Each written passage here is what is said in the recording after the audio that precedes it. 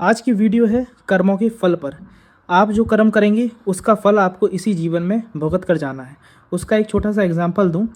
छोटा सा एक फॉर्मूला होता है कुंडली देखने के लिए। आप जो कर्म करेंगे, जिस घर को आप प्रभावित करेंगे अपने कर्म से, उससे लेके 8वां घर आपका प्रभावित होगा आपके फल के लिए।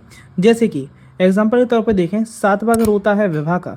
7वें घर में अगर आप कुछ गलत काम कर रहे हैं, मतलब अपने विवाह से संबंधित कुछ गलत काम कर रहे हैं, एक्स्ट्रा मैरिटल अफेयर कर रहे हैं, अपने हस्बैंड हैं या वाइफ को आप परेशान कर रहे हैं, कुछ गलत वाणी का यूज़ कर रहे हैं जिससे आपकी वाइफ या फिर हस्बैंड परेशान रह रहे हैं, तो उससे 8वां घर आपका प्रभावित होगा। 8वां घर क्या है?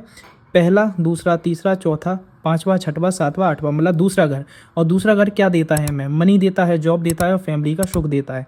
आपकी तीनों चीज़ें खराब हो जाएंगी अगर आपने अपने 7वें घर को प्रभावित किया, उसमें कुछ गलत काम करते हैं। उसी प्रकार से एक एग्जांपल लेते हैं। अगर आप अपने 10वें घर, जो आपकी प्रोफेशनल लाइफ, आपके फादर, आपके वर्क को, काम को बताती है, अगर उसमें आप कुछ गलत काम कर रहे हैं, जैसे सरकारी डिपार्टमेंट में हैं, गरीबों को परेशान कर रहे हैं, गरीबों का पैसा खा रहे हैं, घूस खा रहे हैं, तो उसका प्रभाव आपको नहीं, आपके बच्चों को देखना पड़ेगा। क्यों? क्योंकि 10वें से जो 8वीं दृष्टि पड़ेगी, एक एक दो तीन चार पाँच छः सात आठ, वो 5वां घर है और 5वां घर है बच्चों का।